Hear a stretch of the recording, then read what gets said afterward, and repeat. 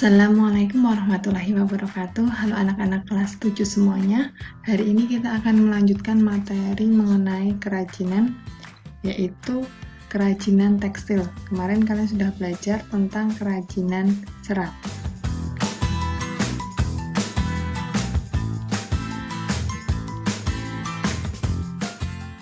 Pengertian kerajinan tekstil. Kerajinan tekstil adalah karya seni atau kerajinan di mana menggunakan tekstil sebagai bahan utamanya.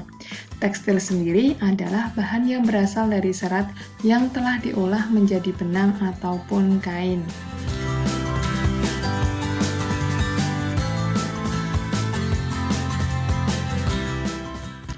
Fungsi dan tujuan produk dari kerajinan tekstil. Yang pertama adalah fungsi benda pakai. Kerajinan dibuat berdasarkan tujuan untuk digunakan sebagai kebutuhan sehari-hari. Jadi, kerajinan tekstil ini dibuat untuk memenuhi atau untuk digunakan sehari-hari. Contohnya adalah pembuatan pakaian, tas, aksesoris, maupun yang lain sebagainya yang dia fungsinya untuk benda pakai. Selanjutnya ada fungsi simbolik. Kerajinan tekstil tradisional juga berfungsi untuk melambangkan hal tertentu yang bernilai spiritual. Semisal, pada motif batik itu mengandung nilai simbolik. Jadi ada nilai-nilai tertentu pada motif-motif batik itu. Atau pada tenun. Motif tenun itu juga beberapa mengandung makna tersendiri. Selanjutnya, yang ketiga ada fungsi kelengkapan. Kerajinan juga berfungsi sebagai kelengkapan yang berkaitan dengan kepercayaan dan kegiatan daerah. Semisal, batik lagi. Itu beberapa batik, macam batik itu digunakan untuk acara yang berbeda-beda. Misal, batik Sidomukti itu biasanya digunakan untuk batik pada saat pernikahan, ada pula nanti ada batik parang, ada batik keraton, itu penggunaannya berbeda-beda. Nah, untuk masyarakat tertentu ya. Atau pada kain ulos. Kain ulos itu ada yang digunakan sebagai untuk pernikahan, untuk lamaran, dan lain-lain. Selanjutnya yang keempat adalah fungsi kerajinan. Kerajinan dibuat sebagai hiasan atau pajangan. Jadi, yang keempat ini, suatu kerajinan tekstil hanya dibuat sebatas untuk pajangan maupun hiasan. Contohnya adalah hiasan dinding. Jadi tidak ada fungsi tertentu selain dia sebagai hiasan saja. Selanjutnya adalah prinsip kerajinan tekstil. Ada 3 prinsip pada kerajinan tekstil. Prinsip pertama adalah unity atau kesatuan. Bahwa suatu benda dikatakan memiliki nilai estetik harus memiliki kesatuan dan perpaduan antar unsur-unsur pembentuknya secara baik. Jadi setiap unsur pembentuknya itu harus saling berkaitan.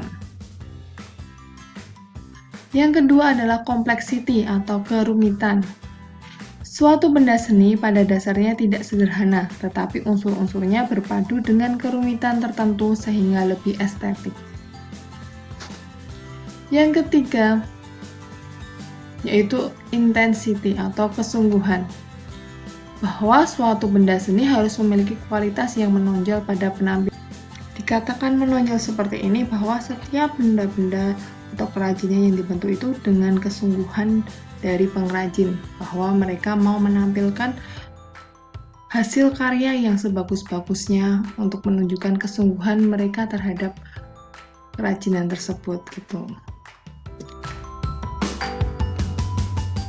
Setelah prinsip kerajinan tekstil, kita akan mengetahui mengenai pengelompokan kerajinan tekstil menurut jenisnya, yaitu pertama ada berdasarkan jenis produk atau bentuknya. Itu ada misal masih dalam bentuk serat, staple, serat filamen, atau sudah dalam bentuk kain, benang, atau produk jadi pakaian, dan lain-lain. Yang kedua, berdasarkan jenis bahannya. Bisa berasal dari serat alam, yaitu yang berasal dari semua yang alami. Kemudian serat sintetis, atau yang dibentuk dengan bahan kimia oleh manusia. Atau serat campuran, yaitu campuran antara serat alam dan serat sintetis. Yang ketiga, berdasarkan jenis warnanya atau motifnya, yaitu misal ada yang kerajinan yang berwarna putih maupun berwarna-warni, dengan motif maupun dengan polkadot dan lain-lain. Yang keempat adalah jenis konstruksinya, yaitu bisa bentuknya adalah tenun, rajut, renda, kempa, benang tunggal maupun benang gintir. Jadi tadi kita sudah belajar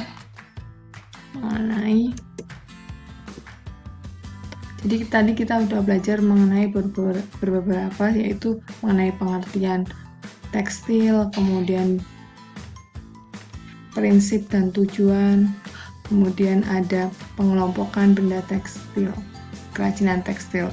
Jadi sekian dari saya untuk pembelajaran prakarya hari ini. Saya akhiri. Assalamualaikum warahmatullahi wabarakatuh.